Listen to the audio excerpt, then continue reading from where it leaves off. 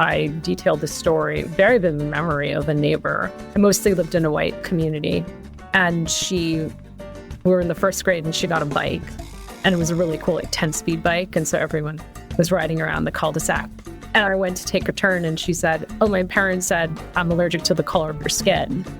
You can't get on my bike." And I was in the first grade, and I was uncomfortable. It was that gut punch you're talking about. All right. Welcome back, Embracing Only family. We have an absolutely amazing return guest again. Miss Mita Mallick is with us again today. And as a little reminder, we'll go through her fantastic bio once again if you missed the first episode. But if you did, go back and check it out. So Mita Mallick is a Wall Street Journal and US Today best-selling author. She's on a mission to fix what's broken in our workplaces. And oh man, is there so much product for her to work with in these days. She's a corporate change maker with a track record of transforming businesses and has had an extensive career as a marketing and human resources executive. Mita has brought her talent and expertise to companies like Unilever, Pfizer, Avon, Johnson & Johnson, Carta, and more. She's a highly sought after speaker and business coach to startup founders, executives, and public company CEOs. Her highly anticipated second book, The Devil Emails at Midnight, What Good Leaders Can Learn from Bad Bosses, comes out on September 30th, and I can't wait to pick up a copy. So Mita, thank you so much for joining us again. Well, thank you both for having me back. I'm so excited to be in conversation with you. Gosh, we're pumped because we were just having this conversation, Mita, just before you came on, and we were like, just the name, The Devil's Email at Midnight, created a feeling in both of our bodies, like literally a feeling in both of our bodies. Yeah. I know you have a lot of personal stories, but I feel like your book is going to create a visceral physical reaction in people. It is. You're going to remember the times. I mean, how many devils did you have in your career? I profile 13. I'm one of them. I profile 12 plus me, and I changed all the details and the timing, because I hope these people are good leaders now, that they were our bosses for me. But yeah, I mean, listen, I only had room for 13. There's many more bad boss behaviors, but we get into 13 of them. Oh my God. So that's 13 different leaders in your 13 chapters? Yep. Oh my gosh. That's insane. And 13 different stories that draw you in with a discussion of why we behave the way we do in the workplace. Yes. Okay. So I want to actually rewind all the way back. So what's the story from your childhood until now that you have never linked to your leadership philosophy, but looking back was probably an early email at midnight moment? Oh, early, something from my childhood? Yeah. When we are younger and you're just like the same visceral physical reaction as these emails at midnight stirred for you.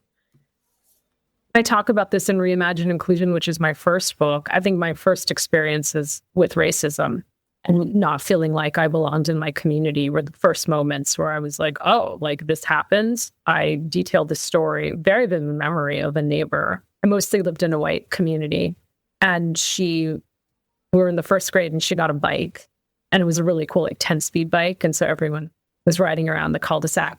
And I went to take a turn, and she said, "Oh, my parents said I'm allergic to the color of your skin. You can't get on my bike." And I was in the first grade, and I was uncomfortable. It was that gut punch you're talking about, the double emails. It was the first time, and I was like, well, and then I felt this shame, like I had done something to hurt her, and apologizing and feeling embarrassed. I didn't think that those childhood experiences from the classroom and playgrounds in the neighborhood would be into corporate America. I have to ask another question, and it's an adjacent question here. But often as executives, like the three of us have sat in these executive seats, and we perhaps have watched our peers engage in some of this really bad behavior, whether it's bias that's unconscious or maybe not so unconscious, right?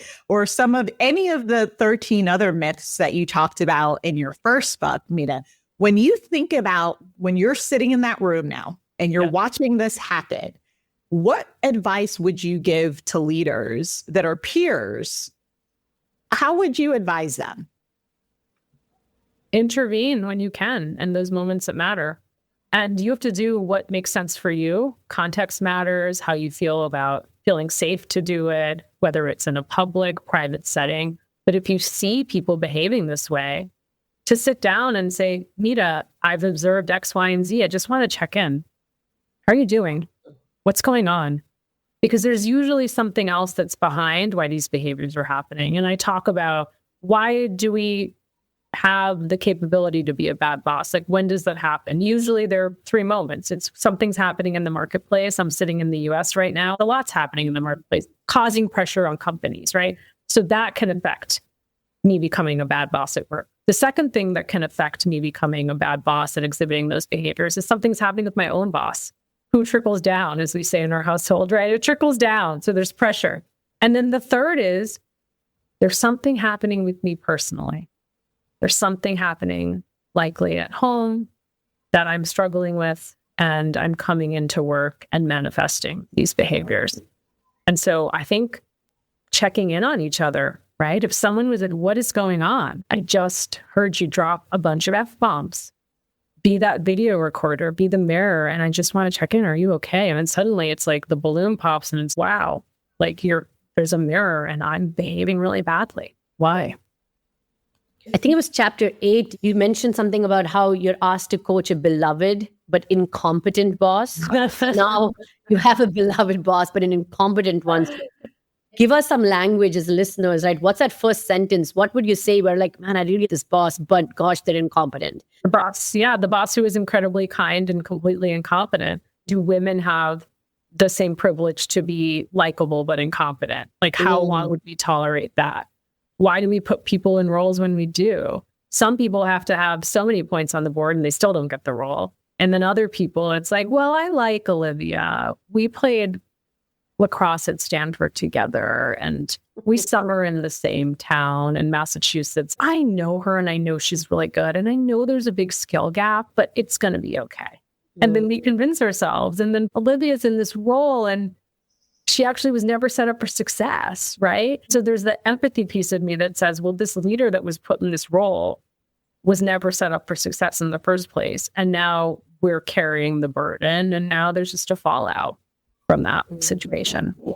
It's interesting that you say that, because I think myself being an HR executive, you having covered both HR and marketing, you get into these discussions about ready now talent and oh my God, you hear this rhetoric all the time. I know so-and-so can do it, even though they haven't proven that they can do it yet. And it's, let's just be honest, it's always the men. It's always the men. I'm just going to give them grace. They'll figure it out. But the reality is, I think you said something really important there. And for all my HR buddies in the crowd, I really want you to take what Mita is saying to heart. We are actually hurting the talent. Yes. By moving them forward too soon, right? They're going to have an awful experience. No one wants to feel like they're failing at work.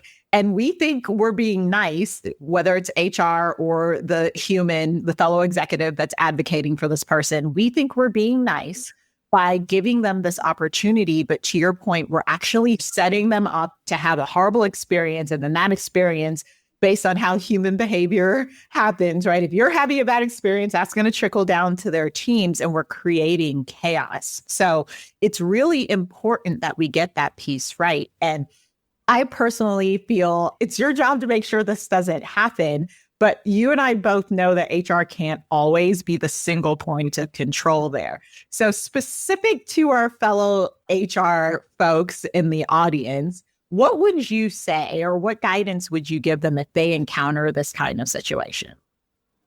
Particularly, I think if you have 2 candidates and one isn't ready, but the other one is overly ready, right? And so to be asking those questions to say, this is what this job requires. Mita hasn't had X, Y, or Z experience. It seems like a pretty big gap. How are we going to fill that gap? What's the plan? Because if you can convince someone that you're going to upskill them and there's an onboarding plan, fine. But if this like, oh, she's got it, she'll figure it out. She'll learn on the job.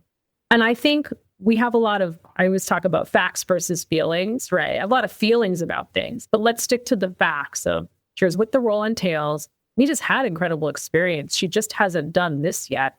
And there's a pretty big gap So can we talk about that openly and honestly? And I think if you continue to ask those specific questions and try to drill in, then people have to provide answers. And when you can't provide answers, then you might take a step back and say, I'm going to think about this and come back to the team.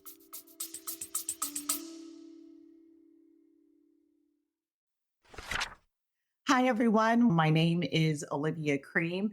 If you are a corporate girly and you are struggling, you're feeling stuck, maybe you're feeling underpaid, overqualified, you're struggling with your boss, or bigger yet, you're even trying to clearly articulate what it is that you want from your corporate career, I am the coach for you. So if you're ambitious and you've got goals to accomplish and you want to accomplish them quickly, check out my website, oliviacream.com. I would love to help you reach your goals. Hi, everybody. I'm Archita Fritz, your other host of the Embracing Only podcast. If you're ready to leave corporate or you've changed a couple of corporate jobs and want to start a profitable side brilliance, you've made the decision, but you feel unsure of the next steps, here's how I can help you. I can guide you through a successful transition to entrepreneurship to help turn those ideas into profit. So reach out to me on LinkedIn or visit me on architafritz.com to accelerate your empowered transitions. Now, back to the episode.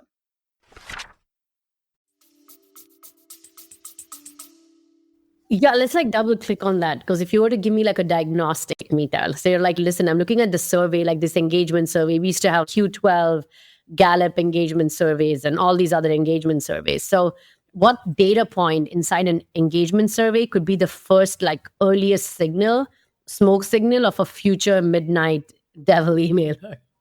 Listen, generally I've seen from my experience and research, the first time you do an engagement survey result, people are pretty willing to be honest. It's the first time they're filling it out. Or if you have created a safe space, or if they have no other avenues to give feedback. And so listen to those whispers. They will be the loudest.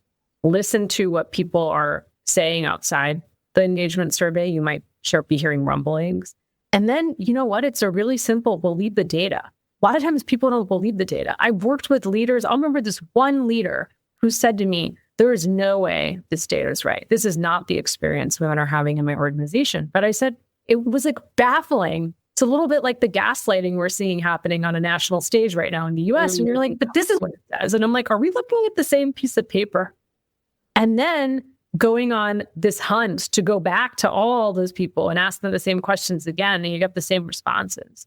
But I do think listening, I think I've worked with too many leaders who will dismiss, make excuses. It was a layoff. The business was under duress. We lost a client. Stock price was down. We lost funding. And so they negate everything. So sometimes it's right there and we just don't want to see it. My body's having Your flashbacks? Listening to you say, I'm having a physical response because you're absolutely right. It's intellectual gaslighting when you have this data in front of you and somebody's just like, nope, this isn't real. And you're like, I'm sorry, what? I'm sorry, what? Are we looking at the same paper? Are we looking at the same number? The data is the data, guys. Let's operate from a place of the data is the data.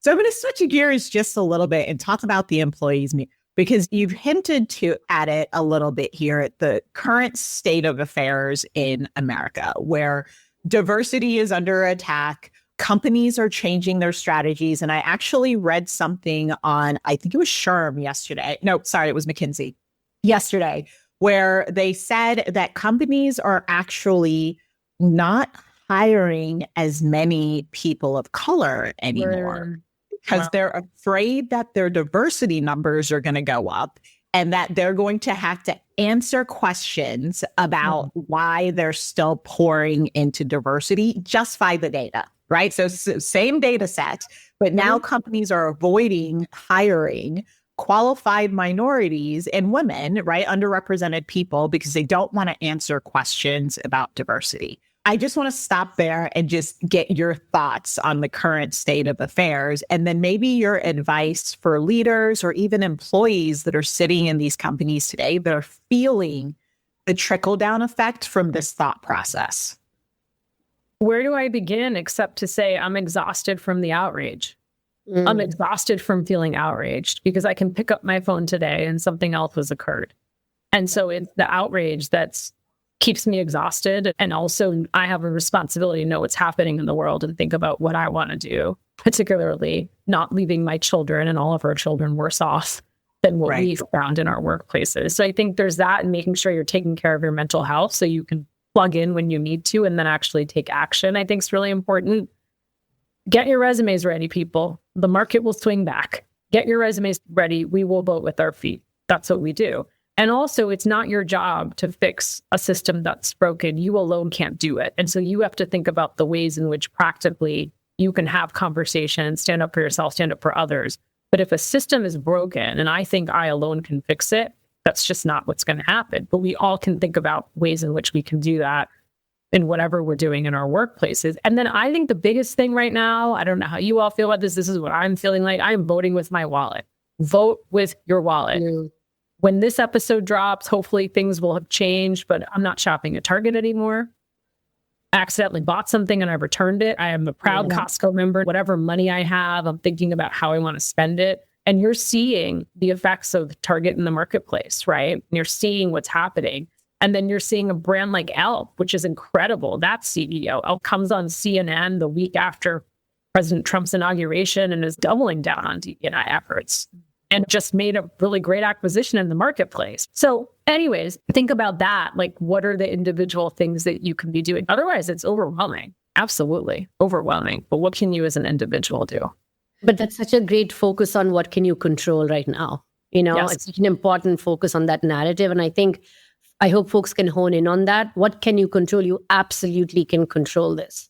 So if this really matters to you, instead of rage scrolling, and I love that rage scroll. Like rage high cortisol, like I want to feel high cortisol right now. I'm going to scroll through my news because it's going to feel like heightened and it's going to feel great. I really talk to some of my friends and they're like, oh, it's such a good day. And they purposefully choose to scroll. I'm like, what the hell are you doing to yourself? Yeah, not just vote with your wallet, do that as well. But then show up with local small businesses, support them in all these different spaces. And my gosh, like whenever I used to go to the US, Target was my go-to for my kids shopping. It's really amazing to see what's happened to that brand. It just physically, I cannot get myself in April to even go there. Like I had to get car seats for my kids. We flew in our car and my cousin did not even think and she ordered it. And I was like, I don't need car seats. They're returning the damn thing back. Or we're going to get it. That's what happened to me. I actually bought pajamas for my daughter and I was like, nope, return. That's the thing. And it's crazy. They're feeling it. They saw the percentages, foot traffic dropped like crazy, etc. So if we were to go from like that level and you're sitting in a company right now, what are some like systemic like KPIs, incentive plans, or talent reviews that organizations can scale or shift or change in order to ensure we don't keep minting the devil in the White House or the devil in our boardroom at scale? You both believe it as well. Inclusion's a driver of the business, full stop. I'm sitting in the US right now. Procter & Gamble tells us over $5 trillion of spending power with the multicultural consumer, veterans, individuals with disabilities, LGBTQ plus community, and more. Right now, 40% of individuals identify as non-white in the US. That number is drastically changing. And so just from a business perspective and insight perspective, are you serving these communities? And who are you overlooking purposely or unintentionally, and why? It just seems like good business. Yes, is it the moral imperative? Yes, but also as a business person, how are you going to grow if you're not understanding the communities you operate and serve in? And I think Target's a really interesting example of they actually have been doing that really well. Literally did that. Speaking for all three of us, we were Target consumers and they were showing up for me and speaking for me. And then all of a sudden make all these really drastic decisions. It's, those two things have to match, which is what I think you're also asking, is like the external has to match the internal. That if you say you're no longer going to do all of these things that you promised, your employees are also your consumers. I have to ask you this question. Actually, I'm going to make a comment before I ask you this question because Mita, you're such a great person to stoke thought for me. But to that point, we've noticed over time, companies have this performative growth strategy. right? Where they will get behind some kind of social movement, whether it's LGBTQ plus support or it's, Black Lives Matter or whatever the hot social topic is of the time. But it's performative because they just want to capitalize on the emotion that's flowing around as part of their growth strategy. But as soon as that well dries up, or maybe it becomes less interesting, you see that dramatic shift into something else. So can you talk a little bit about, as you're advising companies or sitting in these committees, your thoughts around value-based capitalism, right? Is it important for companies to really pick a value and stick to it? Or is it okay from a growth strategy that, hey, maybe the values, social values shift a little bit depending on what it is they're trying to accomplish from a growth perspective? I think it's really going to hurt your brand and your company's overall growth if you keep flip-flopping, right? So if you decide it's pride. So last year I had all this pride packaging and I did the parade and I did this, and listen, I've been there. But then all of a sudden, because the market has shifted and the administration is different, you're now going to bend and you're going to say no. Oh, we don't do that anymore. What signal does that send to the marketplace and the customers, right? As the consumers who are your employees. I think also what you're saying is the performative actions. Your employees will be quick to say, you're sponsoring the New York City Pride Parade, but you don't have a supportive community for LGBTQ plus community internally. Like, no longer can you separate the internal and external. You can't. Yeah. And it's really interesting. I'd written a piece a while ago for Bad Week on Kanye West and Adidas, and I believe he goes by E now, and that whole journey. And there was actually an employee on LinkedIn, an employee who worked at Adidas, who was calling out Adidas for saying, we should have cut ties with Kanye West much sooner for anti-Semitism and anti-Black sentiment. And you're like, wow. So now employees have a microphone. So you have employees now that are working at companies because they're like, I don't like, this is my value and I don't care. So almost go ahead and fire me. And that's a really interesting place for a company to be. Because now what are you going to do? Fire the employee who actually spoke up and said, this is actually what's happening internally. These are the headlines you're seeing. And so you also have to be careful of this idea that I believe employees can be your biggest advocates and they can fight for you and show up for your company in the moments that matter, or they can be setting little fires internally and externally. You do both. And you want them to be your biggest advocates. That's what you want. Gosh, yes. You know what's so interesting is I love that example. I'm going to go find this right now because we need more employees speaking up because just too many are just too scared. Like on basic things, Mita, people are scared to even just post on LinkedIn just regularly, just to have a thought. Just a thought, not even confrontational thought. And it's so fascinating because having been in the system myself for a long time, I remember you don't consciously think to behave that way. You unconsciously just are like, my thoughts are not meant for public consumption. I don't know. I'm just thinking like in 2019 is when I purposefully started, okay, you know what? I'll start sharing. And I remember in a sales meeting, 2020, the start of the year sales meeting, literally 2 weeks before COVID hit, I had just started talking about my podcast and a VP sat me down and she's like, oh, so I see you're posting a lot on LinkedIn. It's interesting. Why do you think you should share your thoughts on there? And I sat there and I was like, it's my podcast. Like I'm free to share what I want to share. I'm not doing anything otherwise. And you have been in large corporations and you share a lot on your LinkedIn feed. And how do we encourage folks to start claiming their voice?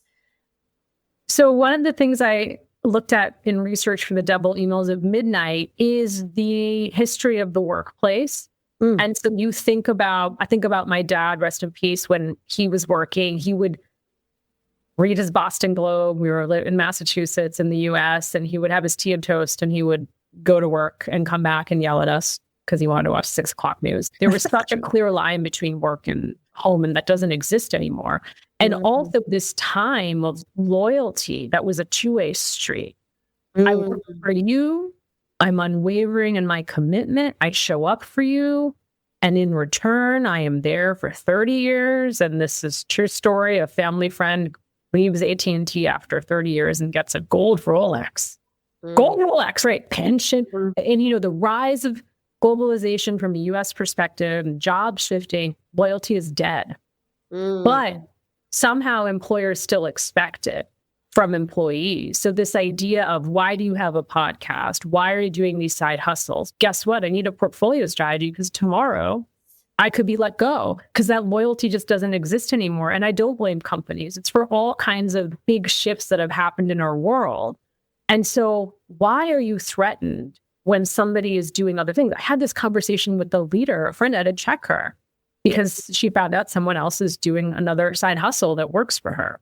Is it okay if you let her go tomorrow for whatever circumstances? What security does she have? Yes. Other than maybe unemployment? I don't even know what's happening with unemployment and how much that'll be cut or supported in the US. And so we have to start thinking about this is the new world we're living in. Yes. Oh my God. I'm itching again in my skin here, Mita, because I think I hope that's a good thing.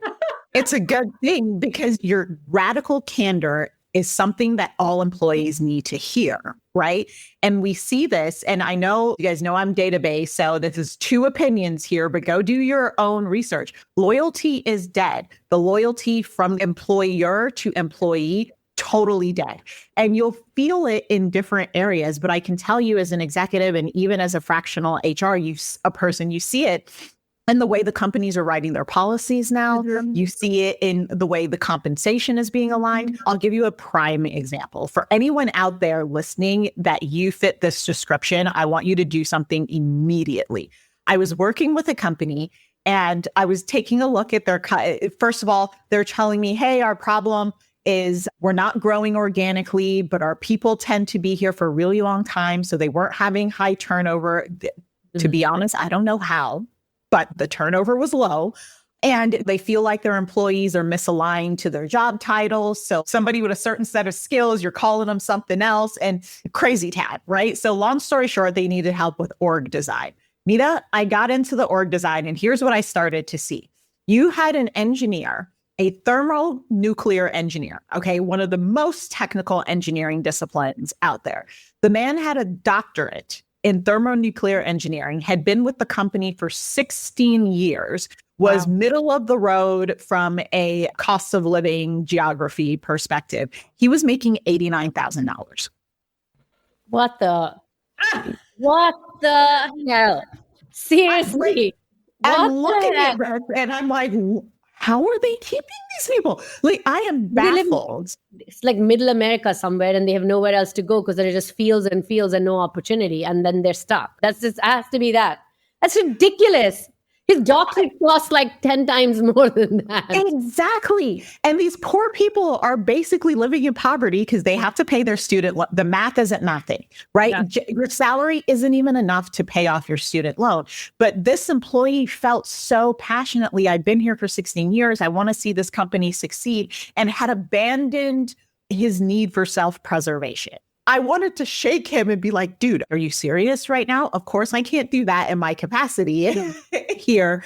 But it's just to give you an example for our audience listening. It's to give you an example of the type of egregious things that are really happening out here in these corporate streets. And Mita is absolutely right. The only way that you can protect yourself from becoming a statistic, right, to being a surprise riff, and tomorrow your job is gone and you've worked 16 years for something that you call your baby, and tomorrow, they've replaced you before your seat is even cool. The only way that you can prevent yourself from becoming a victim is by what Archita and Mita are saying, is using your voices, building other pipelines for security. You can't behave like this was 15 years ago and think the company's going to take care of you. You can't think like that anymore. Oof, you said it. It's the fact. I mean, we pivoted out. I'm like, peace out, goodbye, good riddance. It's hard. I'm so excited for you both to read the book. One of the other bosses I profile, the title is of the chapter, "The Boss Who Questioned My Loyalty and Called Me a Rat." And the name of the nickname is Tony Soprano. I have nicknames for every single one of the bosses. I've changed the details. I hope these people are good leaders now. But it was this idea that I was supposed to do an assignment for only a year on the team. And then it was actually not a year because he never let people go, especially if they were good. He was a talent hoarder. So it was like, well, how dare you be looking at career opportunities internally? How dare you network with other leaders? Oh, but I thought I was only going to stay. No, you leave when I say you leave. And I watched a lot of leaders operate this way. Listen, if you love someone, you let them go internally and externally. They'll come back. Your paths will cross again if you were meant to work together, and let them go if you really care about their careers. I mean, gosh, so I was recently in Cincinnati, Ohio, talking to a group of like early talent leaders. And I was doing some research for this, and I found Infosys, which is like, a large consulting, good, bad, lots of issues with it. But anyway, large consulting firm, they have a whole alumni program, right? Mm. They're really like, please go cross-pollinate, go wherever. 70% of their pipeline comes from their alumni. Yeah. Wow. 70% of their pipeline comes from their alumni. And this is what boggles my mind when we have exit interviews, or sometimes people don't even have exit interviews. They're canceled, but yeah. They're canceled. Exactly. Oh, or whatever. It's such a joke. Yeah. It's like they're losing the opportunity for further advocates. And these are like large Fortune 500 companies. It's such a shame. And so you shed one really bad boss behavior. If you were to look at like the onlys in the workplace, underrepresented talent, like what's a bad boss behavior that pretends to help that talent, but actually harms them? You called out the talent hoarder. Is there another one that's out there where you're just like, gosh, watch out for this? Listen, always the bridesmaid, never the bride, always the number two, never the number one. Yes. So, and it also really Olivia's having a reaction. Capitalizes and takes advantage of my cultural upbringing, which I struggle with, is that my parents taught me to work hard at all costs. We can have a competition. I'll outwork anyone. Now, I didn't work on the right things. Yes. Always didn't work smart.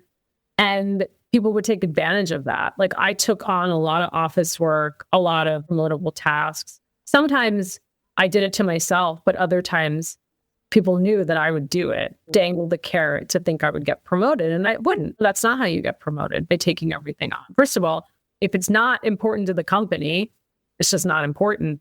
And then also, if you aren't able to share the metrics of why this is driving the business, all of those things, it's not going to get you promoted. No, this is a good one, because I think I can only speak for my demographic, but Black women in particular fall for this trap all the time. And I think from a society perspective, you're groomed from your little girl. It's like you sacrifice yourself for everybody else. You sacrifice for your job. You sacrifice for your family. You sacrifice for your spouse. You sacrifice. And the way this shows up in our careers, I was talking to a coaching client, oh my God, last night, Mita, that was telling me, oh, she's doing this, and then she jumped to this, and now she's after this. And I'm like, girl, what are you doing? Like, you've done all of it. What are you doing? Like, where are we headed? Right? Like, what's the ultimate goal here? And she literally could not tell me. And so what happens is we're burning out because we're working hard. Because the mission, like you just said, in our minds is just work hard. You got to outwork everybody because that's what you've been told your entire life. But you also said something so profound. You weren't working on the right things. Yes. Yet work hard, but is it in alignment to where you ultimately want to be? And how do you know that? Did you go talk to HR? Did you say, hey, do you need this experience, this side project that you're pouring an extra 20 hours a week into? Do you actually need this experience? Or are you just doing this because you want an attaboy from your boss? Like, why are you? Absolutely. And it's so interesting because when I talk about this in social media and my writing, people will say, you're telling people not to work hard. No, that's not what I'm saying. I wouldn't be here on this podcast with the two of you. I wouldn't have a Wall Street Journal, USA Today bestselling book. I wouldn't have a second book coming out. All these things, it is hard work. It's just working on the right things and asking the questions to think about, is this what's going to help me advance and grow? And then I'm also not saying that you're never not going to do administrative or promotable tasks at work. It's just there were moments in my career where that was like 70% of what I was doing. And then at night, I'm trying to catch up doing the real work. Yes, I resonate with that one too. As an HR person, they think we're the designated coffee giver. I'm sorry, what? Like, when did I become the designated lunch giver? Why is this happening? I would have beaten that person down. That's nonsense. I don't sell for that crap. We have devil's emails at midnight. So a leader at 11 p.m. should be in bed. Okay, a leader, not 11 p.m. should. I said, all right, or Netflix binging. There you go. Another one. A leader at 11 p.m. should. Dealing with a sick child or relative. There you go. Yes. It's not normal. We've normalized emailing at midnight. How is this normal? Like, it's not, I'm like, it's not normal. And then people will say to me, but I'm on a global team. That's not the point. You should not be sending, it's okay if someone else is, and then you're receiving it because that's what we do. We're all on global teams. But that, to me, it's been the funniest reaction to the book. Or the other reaction I get is, well, I'm saving all my emails and I send them in the morning. And so I looked at this leader. I'd come off stage and did a big talk on the book. And he was like, I love your book, but I don't do that. And I said, okay, so when I log in at 8:30 in the morning, am I receiving a barrage of emails from you? And then the light bulb went off, because that's also what he was doing. He was like sending them all at 8:30, all 25 of them that he had drafted all night. Yes, I'm going to raise my hand up. Like, I've been this leader. I was literally this leader, and I had to have my team call me out on it. Like, Archita, I don't care that you do schedule send at 2 a.m. in the morning, because the reality too is that you are dealing with a sick child, or you're dealing with your sick self. And especially when COVID hit too, and we all just started getting comfortable with being deathly sick on a Zoom call. Like, why the hell should that be normalized? So that's become so normal right now. You're like, oh, I'm on a Zoom call. It's fine. I'll just log into this and hack my way through because it's not a big deal because everyone's there, right? And so you get on there, and then you're going one meeting to the next. You're not touching your emails. And then it's 10 p.m. at night. And you're like, oh, I'll tackle these emails now. But hold on. My team said they don't like to receive these emails in the night, even though I don't expect a response. Because some people also write in the bottom of their email, my email might come at a time that's not convenient for you. I don't expect a response then. Respond when you will. But it's the nature of the emails too. The minute your boss sends a message, the minute your manager sends a message, your body physically sends a reaction, whether you like it or not, whether you want to look at your phone or not. You can put the blame on the employee to control their environment, but that's not going to shift. So I really want to understand, Mita, what should people not imitate? What should they create? Like, environment should they create where it's like, hey, this is all the work I can get done as a leader in this time.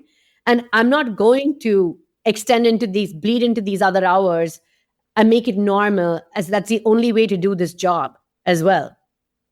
You have to role model that, right? It starts with role modeling and what tone you set.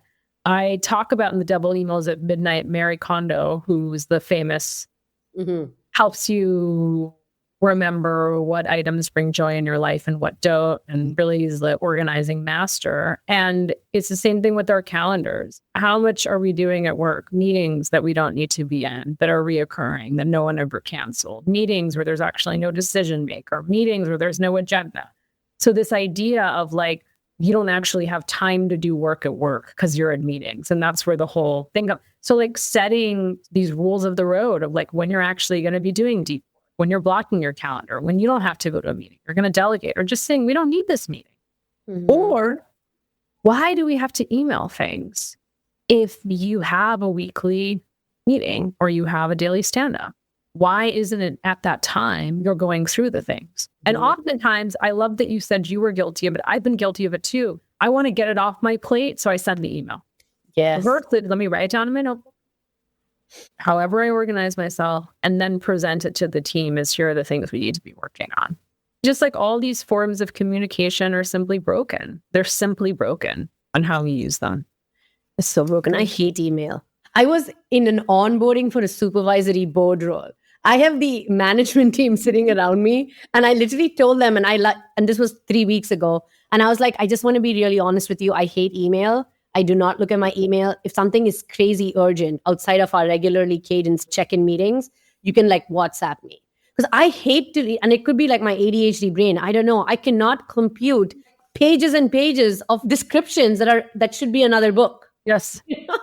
I think you both have super valid points. Something that keeps coming to mind as I'm listening to this discussion is, what does the employee need from us?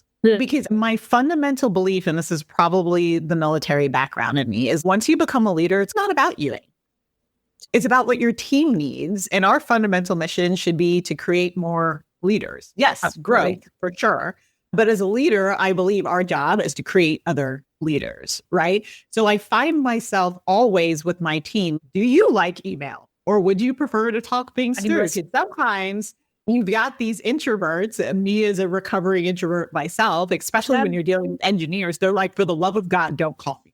They do not want to get on the phone with you. They want the email. They want to prepare. They want to stew whatever you're going to ask them. They want time to think about it before you get on a call with them. So I would just maybe offer another perspective. Talk to your people and see what works best. That's so important. And when you read about the devil in the opening chapter in my book, it's more about the emailing at midnight. It's about time being the most precious commodity in our relationships. And she never had time for me except the hours of 10 p.m. and 1 a.m. when she dumped her inbox out. So this idea of how do you make time and coach, to your point, when you're a leader, your number one job is to create more leaders. Are you just sending orders over email, or are you actually making the time to coach and teach people? Gosh, that's so important. Like coach versus order giver, right? That's fundamentally what it is. So I know we're coming up at time, and we're going to do a little fast forward now, Mita. So imagine it's September 30th, 2030, right? 5 years post launch of Devil emails at midnight. What one workplace behavior or metric you hope is fundamentally shifted?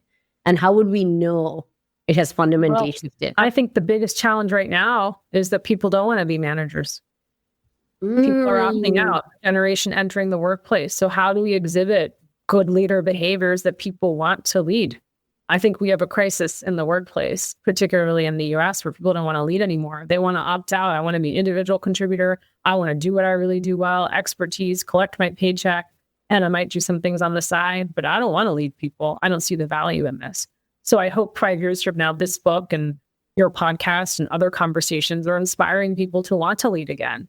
And to understand it's a privilege, it's joy. There's so many wonderful things when you can help shape someone else's career and journey. It's a privilege. I love that perspective, Mita. And I have to pile on there because I often say that leadership is an honor and a privilege. Don't get me wrong, it is hard, right? And some days it's thankless. But when you think about how much time we spend at work, if you're trying to make an impact on this world, what a better way to do that, a positive impact, than to lead people, right? You have the great privilege of touching so many lives. So we have a true responsibility to make sure we're making those lives better, not worse. Absolutely. No, Mita, where can people find you? Where can they get ready to purchase this awesome book? I didn't share this earlier, but my EMBA class, we are going to be buying your Reimagine Inclusion for the entire class. It's going to be the December module, and it's 50 plus people. And I'm going to talk to you about this later on, but I'm just I shared this with the academic director, and he's like, stop. This is unreal. This is an amazing book. Where's this book been? So I'm sure the same is going to be for... Maybe Rick can pop in and say hello virtually. Oh my gosh, they would love it. They'd be like... And I'm so honored when people read my book. Gosh, they'd be like celebrity sighting. We'll follow up on that. You can find The Devil Emails at Midnight, What Good Leaders Can Learn from Bad Bosses. You can pre-order on Amazon. You can go to Barnes & Noble, your local bookseller. Launches September 30th in the US and then other markets to follow. You can find me on LinkedIn. I love talking to people and meeting new people, and my website, mitamallick.com. Awesome. Thank you so much for joining us again. Thank you both. I got to be a repeat guest. I'm so honored. No, we're so excited. You said your book's coming out, and I'm like, oh gosh, Olivia, we need Mita back. And then you're like, cake, and I'm like, yeah, of course. Folks, go get the book. And if you haven't read Reimagine Inclusion, go read it. Go listen to Mita's previous episode. This has to be in your library, the one that you recommend across the board for all your leaders. And stay well, everybody. And we'll see you soon. Thank you all.